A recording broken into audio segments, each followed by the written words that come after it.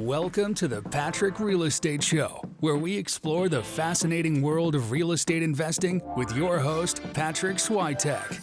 Patrick is a dynamic young entrepreneur and an accomplished real estate investor who's passionate about helping others achieve financial freedom. Each week, we sit down with some of the most inspiring individuals in the real estate industry and delve into their personal journeys, lessons learned, and secrets to their success. Let's dive into this week's episode. Aaron, welcome to the Patrick Real Estate Show, man. Glad to be here. Yeah, so Aaron is an interesting guy. He is very involved with a lot of Facebook groups. I consider him a Facebook group guru, which is where we met, and we worked together on the buy and sell vacation rental management company Facebook group. A little hint on that, Aaron has acquired management companies, and he's got a lot of experience with managing either boutique hotels or individual homes. So there's a lot to unpack here. You manage over 100 units. You said 120. That's boutique hotels, management contracts, whatever, the whole shebang. Yeah, kind of a door contract, or door count, so to speak. Door count, yeah. So there's a lot to unpack here, but Aaron, welcome to the show, man. Excited to get into this. Yeah, glad to be here. Glad to try to help facilitate others who are on their own path on this. It's a hard thing, and so happy to share and support how I can. Absolutely, man. And you have been already with just all the Facebook group involvement you've been building communities for a while. But before that, share how you even got into this. What was the story from Aaron in the prior days? Yeah. So my wife and I, we were a little bit adventurous. We moved to Mexico. I was working down there doing working with cruise lines, liaison between the cruise line and some retail locations in Cancun, Cozumel, Mexico. My oldest son was born there. Great experience, an introduction to hospitality. And then from there, we moved back to the States and we bought a home. Really, we were managing a complex and living for free because we set the goal in life that we always wanted to live for free. Didn't want to pay mortgages. We wanted someone else to pay for it or work for it, so to speak. So we managed a complex of about 50 doors. And during that process, we bought a home that we were going to move into, but we noticed rent was going up. So we just turned it into a long-term rental, bought a second home a few months later, and had a space in the bottom that we did a mother-in-law on one side and then like a studio on the other side, and tried that whole Airbnb gig thing. And it was just amazing experience. Really, it was bed on bricks. It was terrible, ugly. We actually keep the listing now so that we can show all of our team members of what terribleness we were before. But like literally people walking in our front door, saying hi to our kids, and then going downstairs. Our first, we expected to make $400. Our first month we made $6, our second we made $9, and our third we made $1,200. And so it was clear that there was something to it. I kicked my brother-in-law out of our mother-in-law apartment a few months later, kicked our long-term tenants out, and turned them into short-term rentals, and they did well. And then from there, we just realized that there was something to it, so I tried to earn some more contracts. My whole goal was when I turned 30 was to quit my W-2 and be my own employer. My birthday is March 14th, and I was turned 30 in 2020. Instead, we got a world pandemic, 95% cancellation, $23,000 in future bookings lost in a day. So the dream evaporated, but I was commuting at the time, and I was able to save 2 hours in commuting time, and I worked just on our business, and in 6 weeks, I got 5 more contracts during the pandemic. As we all know, some of the strength. Was this in Mexico, by the way? This was in Utah at the time. Utah. Perfect. So why'd you move to Utah? Where was that in the story? Yeah, I'm originally from Idaho. It's where my wife and I met, connected, gotcha. Married. Cool. Got a job in Mexico, and then she is originally from Utah, and I want to keep her with me, so I elected to move to her state. And there's a lot of great things in Utah, a lot of opportunity and growth that's facilitated. But all that was in Utah, and from there, we grew a management company, we grew a cleaning company, we grew to cleaning 180 units.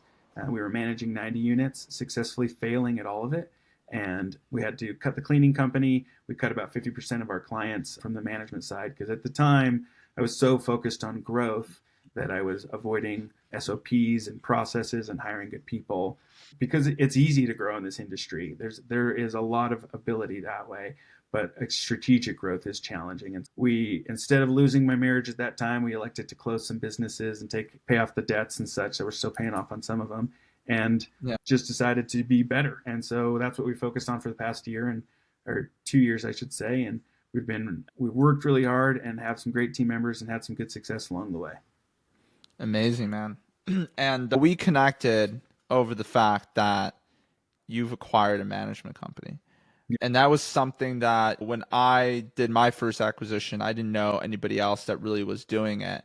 So when you came to me and you told me you did the same thing, it was actually a sigh of relief, because I realized this is a model that other people have thought about, and that I wasn't the only one. I wasn't a crazy guy to think of this Sure. thing. And it's like other people are thinking the same, that it's a lot faster scale and all that kind of stuff. But walk me through that deal. How many units were you at the time, and what made you want to buy a management company, or how did the opportunity present itself? Probably better like stepping one step back. I run a number of Facebook groups that are Airbnb focused per state. And the biggest reason why I did it, I read an article, and this was 5-6 years ago. I read an article about Massachusetts, how from one day to the next they had passed legislation and 75% of Airbnbs were illegal at that point. And it scared me. It scared me into the concept of, okay, clearly I know that all of these city coordinators, city managers are going to go to the city managers conference. And the one in Massachusetts is going to be like, oh, we did this great thing and all those people got out. To which then the Utah guy is going to be, oh, that's a great idea. And because Salt Lake is a smaller metropolitan area, like big ideas in big cities eventually trickle down. So I just started a group for Utah that was, let's connect, let's build a community so that when legislation comes, we can rally together and join. And there's just a need for those communities in every state. And facilitated that one in Idaho because I'm active in it. Somebody just reached out within the group and said, been following you and watching you. I'm at the point that I want to sell my company. I'd love for you to entertain it. And I said, no, thanks. And he said, no, you really should consider it. I think you'd be great. And I said, great, no, thanks. And he said, okay, I found your email. I emailed it to you. Check it out. And we looked at it, and he'd prepared really well and built a company that was very easy in the transition. He'd already secured a line of financing that we just had to apply for. We even took his documents and facilitated it. And in a lot of ways, he made it super easy. And it actually has prepped us in a lot of ways for other management companies that we've looked at of truly seeing the value of where they're really at because of how easy it is to purchase it and truly how ready people are to sell.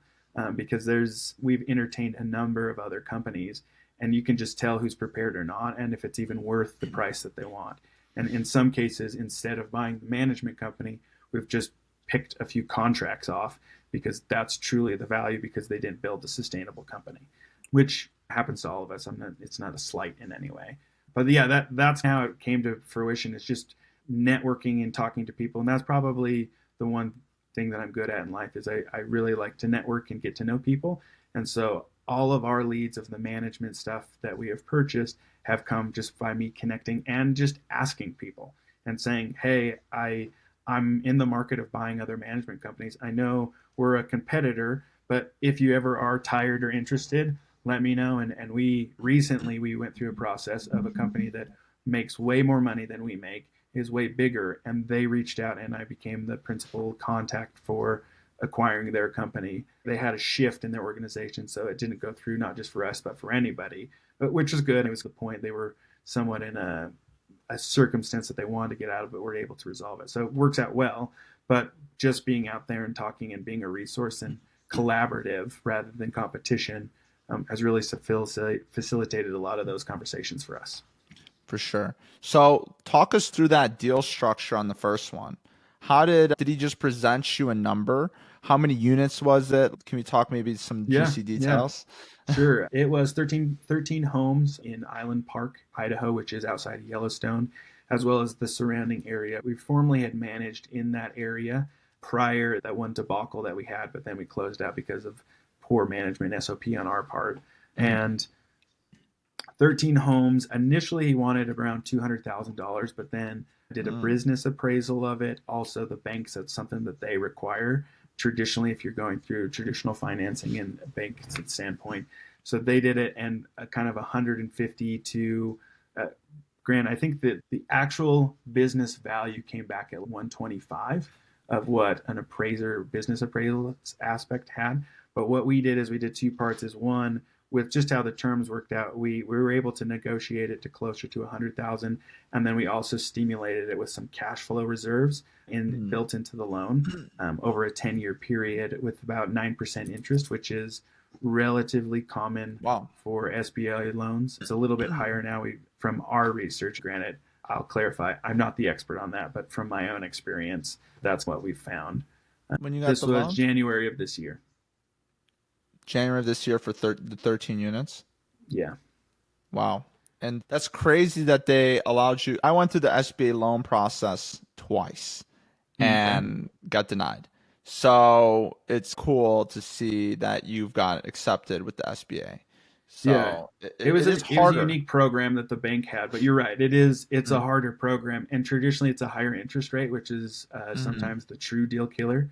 But I should also clarify too, like something that with the market that's shifted, we have focused a ton on creative finance, and which for those who don't know, creative finance is just non-traditional means of getting financing and really working out with the owners directly of what they need. Actually on a deal that we still in the works, but long story short, they wanted a higher evaluation to sell it and an outright purchase, which I knew I couldn't qualify from a bank.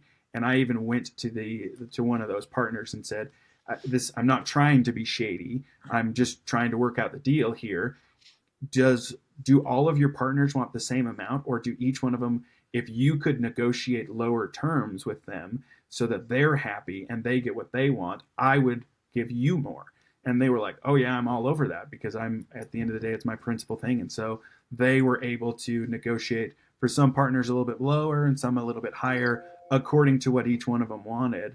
Still in the process, and it's not like it was a home run or anything, but more so I say that there are a lot of ways to buy things, homes, real estate, and it just so happens that traditional financing is one way. There's a lot of creative ways that you can do it. And that's probably the way that we've been able to have most of our successes, not so much the traditional way, because they'll say no. And for most people, shoot, it was a good idea, but it's over. There's a lot of other ways that you can buy places on terms. Nice. So that first management company, business appraisal, where did you get the business appraisal from? It was something that the bank hired out. And so traditionally it's a third party, like a appraiser, there's the word. And they just come in, they look at the records, the financial standpoint. Generally they're anywhere from $2,000 to $5,000, depending on how robust they are and what's required.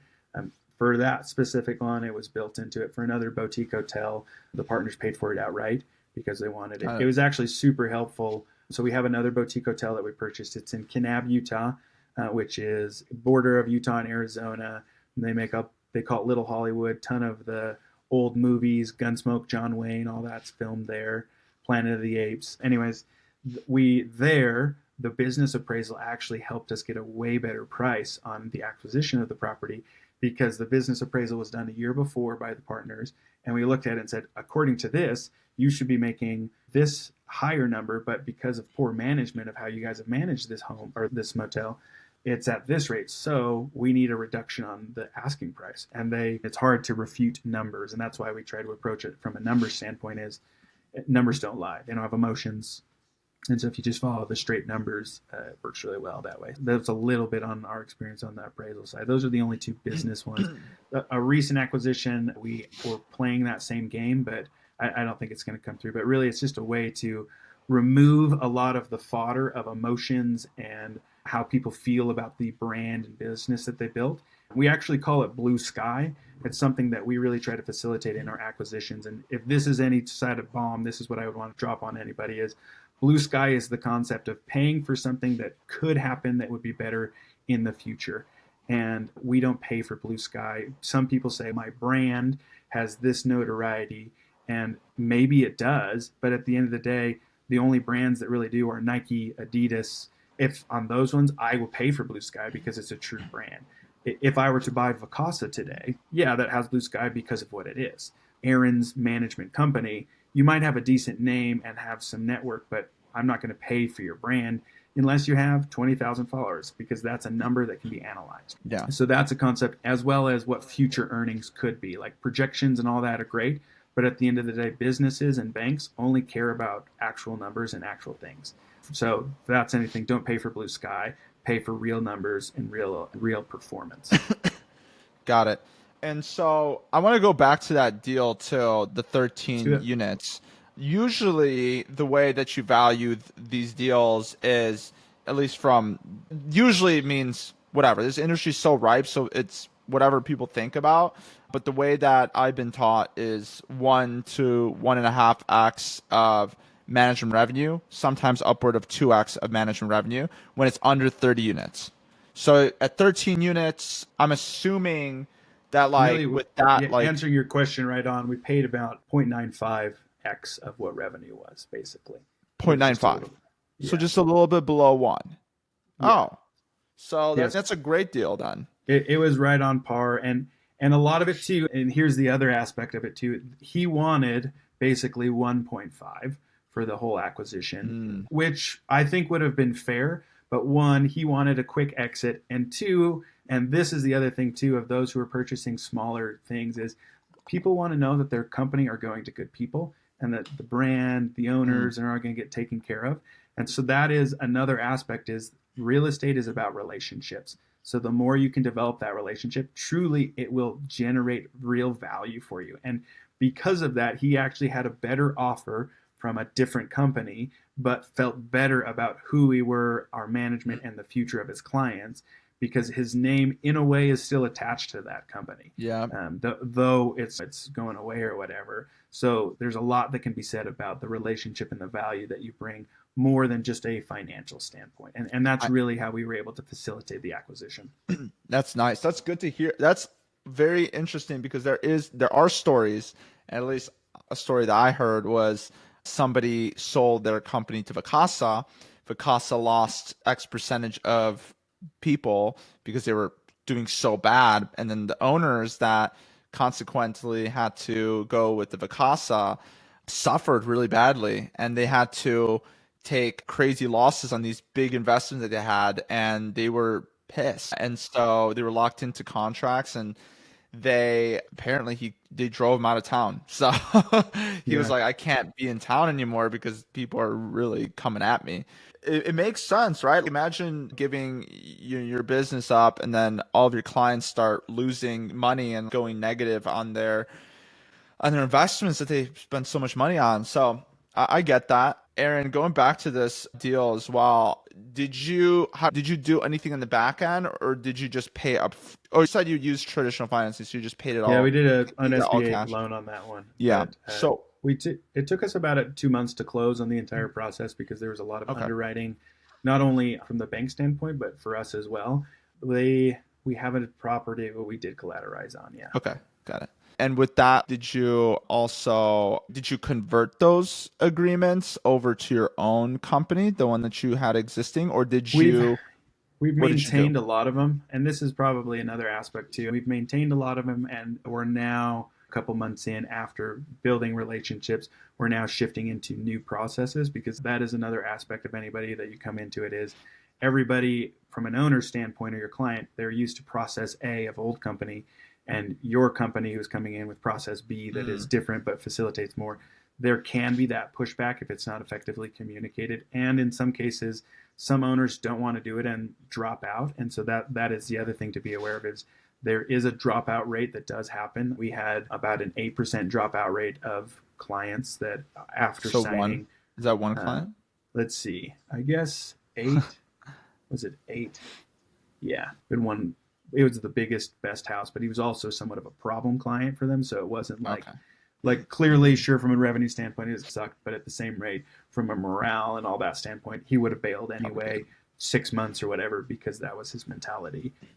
For sure. To Vacasa, ironically. With that, I'm curious, did you buy stock in the company?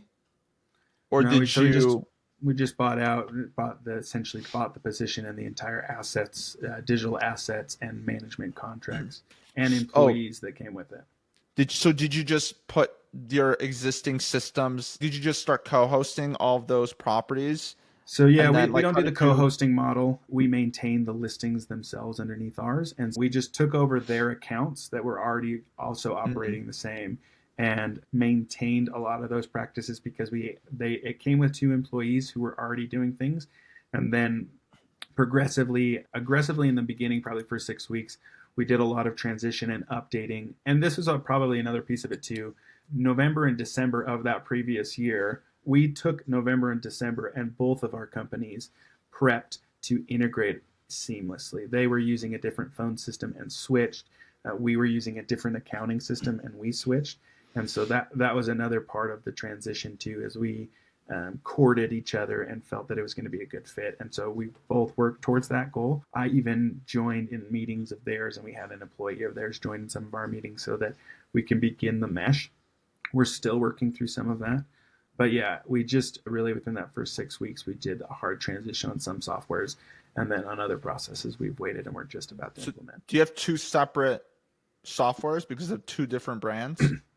No, we really quickly, that was the first 6 weeks, we really quickly shifted to bring it all into one. So we use Breezeway primarily from an operation standpoint. They were using it before, but it was the integration of their stuff into ours. What about PMS? Did you just have the one PMS or did you have two? We had been entertaining a transition away from Hospitable for an extended period of time. We tried Guesty, loathed it for reasons, and then they were using Hostaway, and we investigated, and it was a really good fit for the things that we wanted. And so we shifted in prior to that and then merged their stuff in. Got it. So you merged it in. So you have the individual account with all the 13 properties. You put that on Hostfully in the same. So you rebranded that account essentially. Yeah. Got it. Yeah. Cool. That makes sense. And then so those exist. So you did technically buy those assets, but you didn't buy the company. So this is now assets. Oh, so you do, you have, so Aaron owns 100% of whatever his LLC is. That makes sense because you would need to if you want to inherit those contracts, right? Correct. Yeah. We acquired everything, the digital assets that they had. There weren't any hard physical assets. But yeah, it was all really our company acquired theirs, dissolved theirs, and merged it into ours, basically. Cool. On the front end, but on the back end, you still own whatever the LLC or whatever. We actually dissolved that one.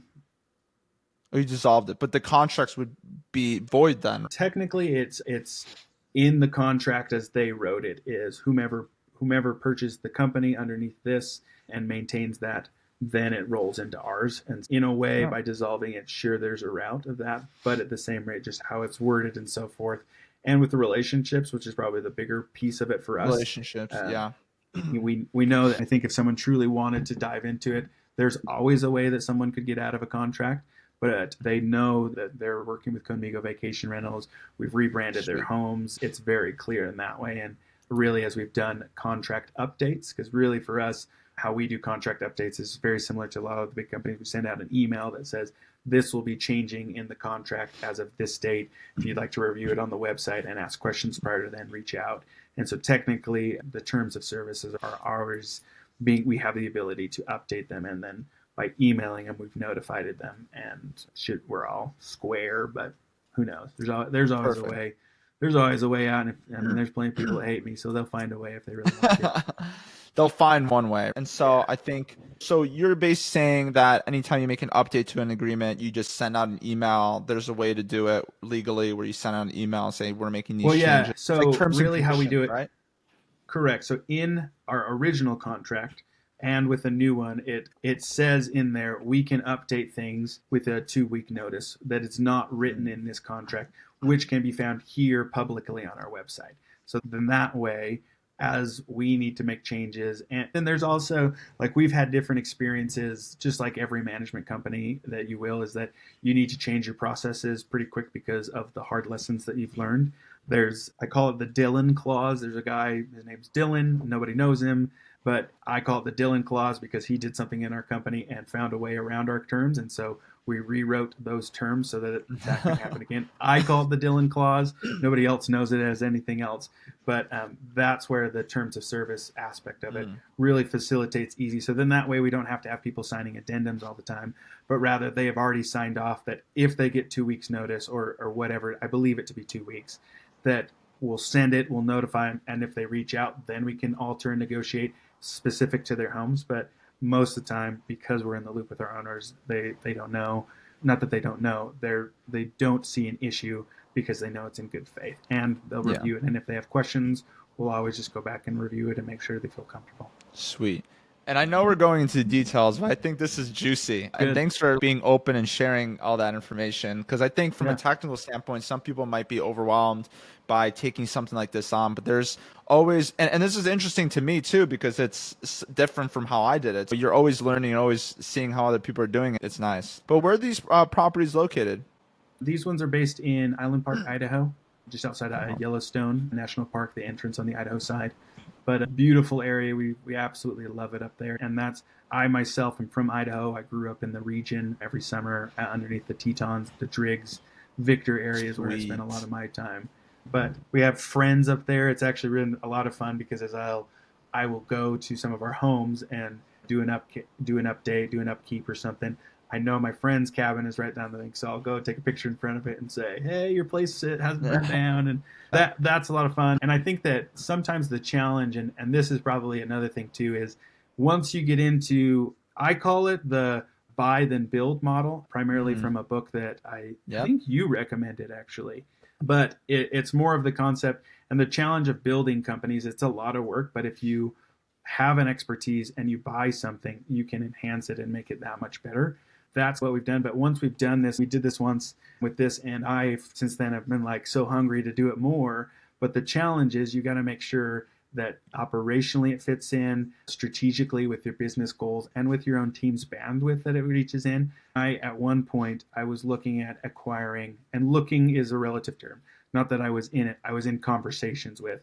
We were looking at purchasing management companies in Nebraska, Cozumel, Mexico, and another one in Montana. And conversations were going good. We had done it, so we were working all those things. And then my team stepped out and said, "Hey, Aaron, so jazzed for you, but like, how are we going to do this? Like, we can buy those employees and stuff, but it's been hard with this one. If we do this more." And it really helped me understand and listen to my team, because I think sometimes as an entrepreneur and those who are moving and hustling, the desire to grow is there. But if you don't listen to those who are actually doing the work and doing the back end for you, it murders you. And so from there, super valuable feedback. And so we've just scaled back, and I've just focused more regionally on places that we already have infrastructure. And it's been really easy because, one, if you acquire the company, it's an easy transition into it because you're there. It's just adding on. And or it's been a way to facilitate I don't want to buy your company because I don't see the value, but I see the value in these 3 contracts. Will you sell me these? So that's another thing that I've learned in a hard way. We didn't take any steps or anything, but just wasting my time. The only thing that I have on this earth. I love that. And with the Idaho, before you bought the Idaho, did you have any properties out there? We formerly had 15 properties that we managed when we were doing things very poorly out there. And so we were familiar with it. I'm also from that area, and that's where I grew up, and so knew of it. But when we stepped back and cut our management clients when we were doing poorly and cut the cleaning company, the biggest thing that we focused on was just being good where we were at and focusing on processes, focusing on softwares. And in all honesty, the reason initially when they reached out and said, "We'd like you to consider acquiring our company," the reason I said no is my team said no to me, that we didn't want to grow outside and we didn't want to acquire stuff because we had done it before and failed so successfully that we never wanted to do it again. And so that's why when he reached out, I said no, because I honestly didn't want to, because I didn't feel we were capable. But then as we went through the process of investigating stuff, I learned that we had done such a good job, a better job. That made it sound like we're the amazing SOP. We still have all the same problems that other operators do, but we had improved so much that we could track and we could take on projects that were further away because we knew that we could remotely manage and or facilitate easily. And it actually has led into other opportunities. We manage a lodge in Kenai, Alaska now. We have another motel that's been acquired in Idaho as well. And we're playing that game with other people. We're in conversations, which is fun to be in conversations to buy other assets subject to financing and bandwidth within my own team. That's amazing. And I love how you just took it and just went with it. And it's nice to have the OpEx side and then also the asset side. So when you have both, it actually, you maintain a lot more control and a lot more profits. So smart on your move. Cool, man. With those properties, I definitely do want to get into the last 3 questions here. Yeah. And this has been so informative. I know that you can probably talk on so many topics, but I love how we dove deep on this one deal because I've wanted to know for a while. But I do have the last 3 questions. The Let's first go one's for going it. to Yeah. be, what educational resource have you used or recommend that changed your life trajectory in some way? It could be a book, it could be a podcast, it could be a YouTube channel, whatever. I realize that this is not, it's probably very catered towards me. And so it's not going to necessarily apply for anybody. But I did, when I was really struggling with our company, I called it the lunch of 56. And what I did is every week I took out someone that I admired, and because I wanted to learn from them. And it wasn't just people in real estate. It was ecclesiastical leaders within my own faith and outside, other people that I thought were just hustling. And so for a year, I just took one person a week to lunch and learned from them and understood of some of their things. And a lot of it, I think it really helped me develop an aspect of humility as well as understanding that regardless of the industry, life is hard. And really the best way to learn is to go and try. And along the way, if it's right and it'll fall together. And if it's not, accept the result and realize that you either need to increase your bandwidth or increase your knowledge in that specific area. And so I wish I had a recommendation that way, but more so what I did is, I guess I asked for help in a different way of reaching out to other people and saying, hey, I don't know everything, but I feel everything. Can you pretend everything and help me? And it really stimulated. And on the other side of it too, that was really cool for me is you got to see the other side and the real side of people, because the challenge I think that all of us have is social media and all of the means out there is it portrays one thing when in reality, we all have struggles. We all have, as successful, air quote, as I sound right now and all that, we have some huge problems that we're dealing with, and we have some huge bills that we have to pay, and we have some huge team members that we're struggling with. And everybody has those types of problems, though we convey that we're super successful. And so that really helped me get context of, okay, it's okay knowing that we have problems. And also what it did for me too is when I had problems, I had people to reach out and say, I don't know the answer to this, but I think you'd be a great resource. And because I was so open and helpful to them, they were willing to help me in return, because it was more of instead of a transactional, it was, I'm interested in who you are and I want to help you find success. And they in turn wanted to help me find success because it was a mutual benefit that way. I love that. And that's something, who doesn't like free lunch? That I think that is such a high return on such a low investment. So that's genius. I'm going to note that down. And the other balance of it too, the other thing I gained from it too was just an understanding that people's time is valuable. And so something else I've done is one thing I've struggled with, probably like everyone, is I want to help everyone and everybody wants to pick my brain, but I don't have time for everybody to pick my brain. Yeah. And so if you truly want me to pick my brain, you'll pay for me in a way, if it's a consultation, if it's taking me to lunch, if I see that value. Granted, always open to a phone call and getting to know people, but at the same rate, it has to benefit both of us. And if you're on your journey, great. I have a Facebook group that you can answer what color of sheets you want. I would love to help you, but like I'm past that question and it's not personal. It's just, I know that all I have is my time. Whereas really other people, I know that I'm in that same road. And so if I need to reach out to people and say, hey, I realize that I might be an annoyance, I'm more than happy to pay for a consultation fee and or pay you for your lunch, because I know that I'm taking away from your time. So I want to be a benefit to you. And just saying that removes huge barriers and annoyance from people, because they understand and acknowledge that they're busy too. And you respect them enough to say, I'll pay for your time because I think you're worth it. And because sometimes in our industry, it's because it's so connected and smaller, people are like, oh, I want to pick your brain. Well, great. I'd love to pick my brain, but what are you going to give me? And I know it sounds selfish and bad, but it's more of an aspect of, you got to help each other and you got to give value. And so, hey, I'll take you to lunch because I'm working on this super cool project that I need help on. Oh, that sounds interesting. Are you open to a partnership? Yeah, well, let's have that conversation. That makes more sense as opposed to, hey, tell me what color sheets, whatever sheets you want that fits your model. I feel like people think their questions are so like nobody else has the questions they have, but really 95% of the question they have can be answered by somebody else. Totally. And I'll say this also, Aaron, I just took notes that if I ever want to talk to you and pick your brain on something, I gotta wine and dine you, baby. Gotta go on steak. Oh man, Gotta get let's nice wine. Yeah, no, you're No, good. But it's also that mutual I respect. get the idea. It's as you're supporting, and it's more of the concept of I want to respect you and who you are. So let's, and most of the time nobody pays for consultation or anything. I'm not there to make money. I'm there to establish a barrier of my time's valuable, just like I think your time's valuable. So let's respect each other mutually. Yeah, I love that. And second, let's go on to the next question. Next question for you is, let's talk about like acquiring a management company. Would you rather do the contract buyout method and nitpick which ones you want, or would you rather buy just a big portfolio? A lot of it depends on the company that you're acquiring. Giving two examples of ones that we have looked at. I mentioned it earlier. One company, they were performing better. They're in a more touristic area than we were. Purchasing the whole company made sense because of the value of the contracts as well as the value of the infrastructure of their team and an aspect of notoriety that they had gained with their brand development. So that one, totally, that would make sense on a whole business acquisition. Whereas another one, a smaller company grown from the arbitrage model that also then started acquiring contracts.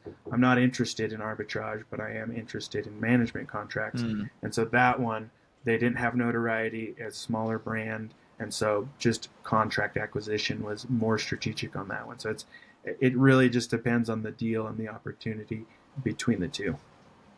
Awesome. And what's the future look like for Aaron? Oh, I just want to make my wife happy. That's just my goal. Really, for simple things. Yeah. From a career and from what we're doing standpoint, we are shifting a lot more into multi-family hospitality opportunities, the boutique hotel, motels, RV parks. One, because of a licensure standpoint, it's easier, it's legal, and from a long-term perspective. And probably the other aspect of it too is it's somewhat of a next step of a growth model is our team likes that and we can facilitate it. And it's also working for us. So there's a piece of it that way, as well as there's the balance of I can have one owner or I can have one client and I manage 40 doors, 50 doors, or I can have 50 clients and have to have 50 relationships, which are also worth it. But it's also the balance of what is my time and my team's time's aspect of it. And so we're still growing our management company in strategic ways. We have a hiatus at the moment because we've got some great projects that we need to focus on. But at the same rate, as other things pop up, it's more strategic of, okay, truly, what is the long term of this? And if we build this and grow it, what's the exit strategy as opposed to just a cash flow? But equity is our goal. We want to gain things because at the end of the day, we want more pieces of pie than we want cash flows. Nice. I agree. Long-term equity. Let's go. And last question, how can people reach you if let's say they were interested and loved what you were saying? How can they get in contact with you? Yeah, call me, beat me if you want to reach me. If you want to page me, that's okay. Kim Possible. Hey. I love Kim Possible. Yeah, feel free. You can just give me a call, 801-623-6885. Instagram, you can connect with me. It's B&B. So Aaron, B&B.Kirkham, Kirkham. You can give me an email, aaron@stayconmigo.com. Or we have a number of Facebook groups as well. So it's Airbnb Professional Hosts State, whatever state it is. We'd love more community just because it's great to connect with other people. I think that's probably the biggest thing where I've gained the most is just by reaching out and acknowledging collaboration rather than competition. That is what facilitated your and my relationship here is just reaching out and saying, hey, like you're doing something cool. I think that we could help in these ways. And clearly it's been fun to watch your own growth and some of the things you're doing. You got some amazing properties and you're doing some really good things.